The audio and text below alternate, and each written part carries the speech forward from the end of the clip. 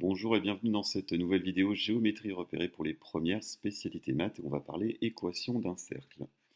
Donc tout d'abord d'un peu de points de cours, donc un point M de coordonnées x, y appartient au cercle de centre A et de coordonnées x, a, y, a et de rayon R si et seulement si x moins x a au carré plus y moins y a au carré est égal à R au carré. C'est ce qu'on appelle l'équation du cercle de centre A et de rayon R. Donc on voit que si on nous donne les coordonnées du centre de ce cercle-là plus le rayon, on n'aura aucun problème à donner une équation. Et inversement, si on nous donne l'équation, arriver à en retirer les coordonnées du centre ainsi que son rayon. Je vous donne un petit exemple. Voilà, ici on nous donne on nous donne l'équation du cercle, donc le x moins 3 au carré plus y plus 2 au carré égale 16. On voit bien que c'est la forme de l'équation d'un cercle, et on en déduit, c'est un cercle de centre A de coordonnées 3 et moins 2. Attention, dans la formule, il y a moins xa, moins ya, donc il faudra penser à inverser les signes. Et de rayon R, ici racine carrée de 16, c'est-à-dire 4.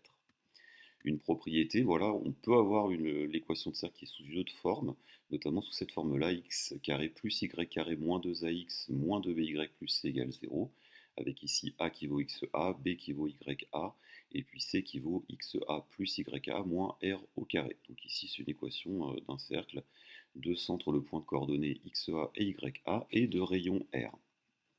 Une petite explication pour voir un peu d'où vient cette formule, puis ensuite je vous montrerai comment l'utiliser. On va voir que c'est pas très compliqué. Donc on va partir de la forme qu'on nous a donnée, hein, x carré plus y carré moins 2ax moins 2by plus c égale 0. Et je vais remplacer ici le a par xa, le b par ya, et puis le c par xa carré plus ya carré moins r au carré. Ensuite, ce qu'on va faire, c'est tout simplement un petit regroupement, c'est-à-dire qu'on va placer les x devant, ensuite les y, et puis on va mettre le r au carré de l'autre côté, hein, le moins r au carré, on va le passer de l'autre côté, entre guillemets. Pourquoi on va faire ça? Tout simplement parce que ça va nous faire apparaître des identités remarquables. En effet, si je regarde, x carré moins 2xa fois x plus xa carré, bien c'est tout simplement l'identité remarquable x moins xa au carré. Ensuite, y carré moins 2ya fois y plus ya au carré, eh bien c'est l'identité remarquable y moins ya au carré. Du coup, on se retrouve sur la forme d'équation de cercle qu'on avait vue au tout début de la vidéo. Comment est-ce qu'on peut se servir de cette formule-là? Eh bien voilà, vous pouvez avoir un exercice où on vous met l'équation de cercle sous cette forme-là. Donc par exemple, là, on vous demande de retrouver les coordonnées du centre et le rayon du cercle d'équation x carré plus y carré moins 6x plus 4y plus 9 égale 0. Eh bien comment est-ce qu'on fait?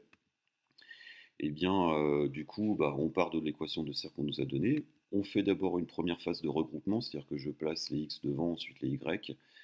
Donc du coup, ça me donne cette équation-là, x carré moins 6x plus y carré plus 4y plus 9 égale 0. On peut faire cette étape-là pour faire apparaître un peu plus clairement le début d'une identité remarquable, en détaillant le 6 en 2 fois 3 et le 4y en 2 fois 2y. Et ainsi, on a nos identités remarquables qui apparaissent un petit peu plus simplement. Donc là, on voit le début d'une identité remarquable, c'est le début de l'identité remarquable x moins 3 au carré. Et je soustrais tout de suite 9, c'est-à-dire le dernier terme de mon identité remarquable, qui n'apparaissait pas au début. Donc du coup, je remplace x carré moins 2 fois 3 fois x par x moins 3 au carré, moins 9. Je fais exactement pareil avec les y, je reconnais le début de l'identité remarquable y plus 2 au carré, et je soustrais tout de suite le dernier terme au carré, le plus 2 au carré, qui apparaîtrait dans mon identité remarquable pour ne pas qu'il me gêne. Vous avez dû faire ça en principe au niveau de la forme canonique. Et du coup, après, je n'ai plus qu'à additionner les nombres que j'ai. Donc ici, j'ai moins 9, moins 4, plus 9, qui va me faire moins 4. Et ensuite, le passer de l'autre côté, je me retrouve avec cette équation de cercle. Et j'en déduis ici qu'on a le cercle de rayon 2 et de centre le point de coordonnées 3 et moins 2. Ensuite, au niveau des propriétés, on va en voir encore deux petites. Voilà, si on a un grand S, A et B qui sont trois nombres réels, et bien l'ensemble M de coordonnées x, y des points du plan vérifiant x moins a au carré plus y moins b au carré égale s, eh bien ça va dépendre en fait du signe de s. Voilà, donc si s est strictement positif, eh bien l'ensemble des points m qui vérifient cette équation-là, eh bien c'est un cercle de centre oméga de coordonnées a et b et de rayon racine de s.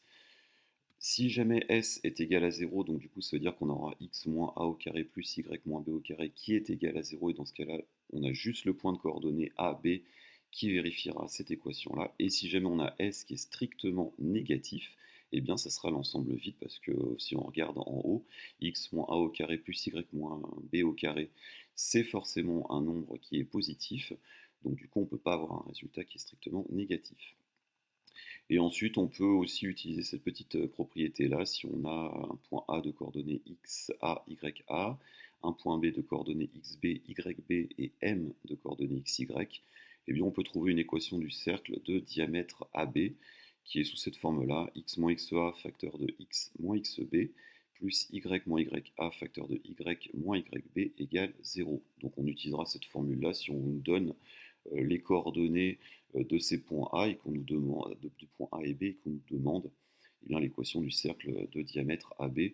Voilà, ça évite d'avoir à rechercher le centre, bien que voilà, trouver le centre ici, c'est trouver le milieu de AB, du segment AB, c'est pas non plus extrêmement compliqué. Voilà, je vous propose de vous entraîner sur le site, sur les quelques petites formules qu'on a vues là. Le lien est en description. C'est important, c'est bien de visualiser la vidéo, mais c'est mieux aussi d'appliquer toutes ces petites propriétés-là pour bien arriver à les mémoriser, puis voir un petit peu à quoi elles peuvent servir. Voilà, je vous souhaite une bonne journée, et puis on se retrouve pour une prochaine vidéo. Au revoir.